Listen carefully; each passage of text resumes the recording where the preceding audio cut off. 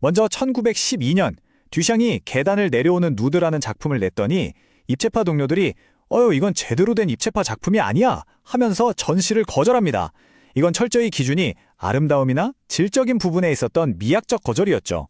근데 불과 5년 뒤인 1917년 그 유명한 소변기를 갖다 놓은 작품은 완전히 다른 이유로 퇴짜를 맞습니다. 이건 아예 예술 작품 자체가 아니다 라는 거였죠.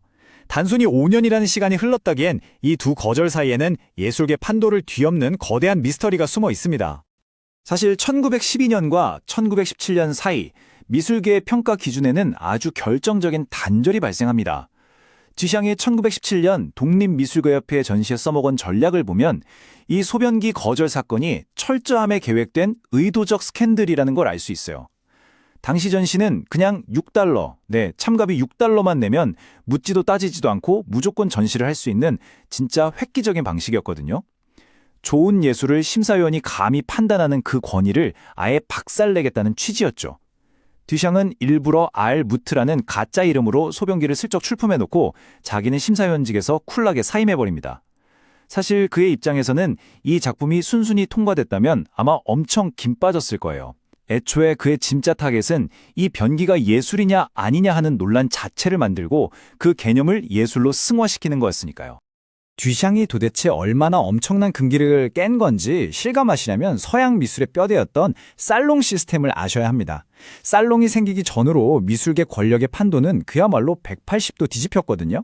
살롱 이전엔 어땠을까요? 돈 많은 귀족이나 교회가 야 이런 그림 좀 그려와 하고 주문하면 예술가는 그냥 거기에 맞춰서 만들어주는 사람이었어요. 근데 살롱 시스템이 들어오면서 상황이 싹 바뀝니다. 예술가가 자기가 그리고 싶은 걸 먼저 그리고 심사위원이라는 사람들이 그걸 깐깐하게 평가하고 통과되면 마침내 일반 대중들이 구경하게 된 거죠. 권력과 관객의 구조가 완전히 재편된 겁니다. 연표를 따라가 볼까요?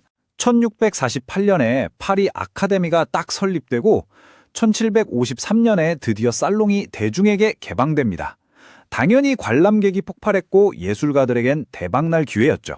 하지만 반대로 생각하면 심사에서 떨어지는 낙선자들도 어마어마하게 쏟아져 나왔다는 뜻입니다. 불만이 쌓이고 쌓이다 보니 1863년에는 아예 떨어진 작품들만 모아서 보여주는 낙선전이 생겨납니다. 그리고 마침내 심사에 진절머리가 난 예술가들이 1884년에 심사위원이고 뭐고 다 없애자 하면서 만든 게 바로 앙대팡당전, 즉 독립미술가협회 전시입니다. 물론 이 험난한 과정 속에서 스캔들이 안 터질 리가 없겠죠. 대표적으로 1874년에 그 유명한 에두아르 마네의 오페라 극장의 가면부도회가 심사위원단한테 가차없이 까인 사건이 있었습니다. 하지만 여러분, 여기서 진짜 중요한 포인트 하나 잡고 갈게요. 마네 스캔들을 포함해서 당시 벌어졌던 치고받는 논쟁들은 전부 다 이게 과연 잘 그려진 그림이냐라는 아주 한정된 합의된 테두리 안에서 벌어지던 싸움이었다는 겁니다. 당시의 유명한 시인 스테판 말라르메가 이 마네 사건을 두고 남긴 진짜 날카로운 말이 하나 있어요. 당시 심사위원들은 대중을 대신해서 미학의 절대 문지기 역할을 했습니다.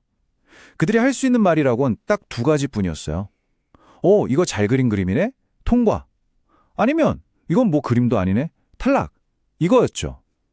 그러니까 아방가르드, 전위 예술이 나타나기 전까지 미술은 철저하게 이게 퀄리티가 얼마나 좋은가를 따지는 심사위원들 손아귀에 있었던 겁니다. 철학적 미스터리를 좀 풀어볼까요? 하이니리히 멜플랜이랑 아서단토라는 학자들이 아주 기가 막힌 상상을 하나 던집니다. 만약 고대 그리스 시대에 어떤 조각가가 뜬금없이 그 시대 트렌드도 아니고 아주 옛날 스타일로 투박하게 아폴로 조각상을 깎았다면 어땠을까? 장담하건대 당시 사람들은 그걸 절대 예술로 취급 안 했을 거다. 무슨 뜻이냐고요? 예술이라는 건 절대 진공 상태에 있는 게 아니라는 뜻입니다. 그 시대의 관습, 그 시대의 룰과 딱 달라붙어 있어서 그 맥락을 무시하고는 예술을 논할 수가 없다는 거죠. 여기서부터 과거와 현대의 관점이 완전히 두 갈래로 찢어집니다. 과거의 미학적 판단은 아주 심플했어요. 야, 이거 얼마나 똑같이 그렸어? 퀄리티 죽이네? 이거죠. 근데 듀샹 이후의 존재론적 판단은 차원이 다릅니다. 잠깐, 이 물건의 진짜 본질이 뭐지? 애초에 이걸 예술작품이라고 부를 수 있는 근거가 뭐냐 하면서 우리가 눈으로 보는 행위 자체에 대해 철학적인 질문을 마구 던지기 시작한 겁니다. 이걸 가장 직관적으로 보여주는 게 바로 르네 마그리트의 이미지의 배반이에요. 그림에는 분명히 그럴싸한 파이프가 그려져 있죠? 근데 그 밑에는 떡하니 이것은 파이프가 아니다라고 적혀 있습니다. 맞잖아요. 진정한 현실에서 이건 그냥 캔버스에 묻은 물감 자국이지 우리가 불 붙여서 연기 피울 수 있는 진짜 파이프가 아니니까요. 마그리트가 우리한테 원한 건 나 파이프 진짜 똑같이 그리지 않았냐라고 자랑하는 게 아닙니다. 당신이 지금 보고 있는 게 도대체 뭐냐를 스스로 성찰해 보라는 거죠. 이게 바로 미학에서 존재론으로 확 넘어온 예술의 진짜 모습입니다. 이제 예술은 존재론적인 질문을 던지게 됐어요. 그러다 보니 예술가들도 가만히 아름다운 물건이나 꽉고 있는 사람들이 아니게 됐죠.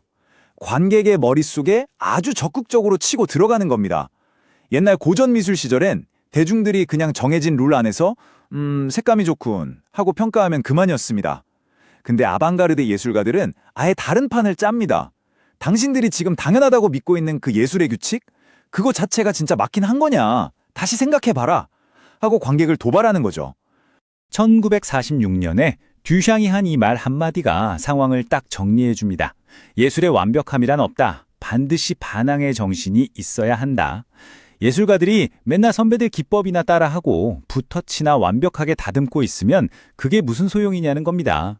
기존의 룰을 깨부수고 나아가는 그 반항의 정신, 그 절만 아이디어들만이 예술을 살아 숨쉬게 한다고 굳게 믿었던 거죠. 이제 스캔들이나 논쟁은 골치 아픈 해프닝이 아니라 예술에서 절대 빠질 수 없는 핵심 요소가 되어버렸습니다. 예술가의 그 도발적인 제스처와 아이디어가 물리적인 오브제에 찰싹 달라붙어 하나가 된 거죠. 게다가 정말 아이러니하게도 옛날엔 이런 이단아들을 쫓아내기 바빴던 미술관들이 지금은 이 반항의 역사들을 하나하나 다 끌어안고 아주 근사하게 전시하는 거대한 컨테이너가 되어버렸습니다.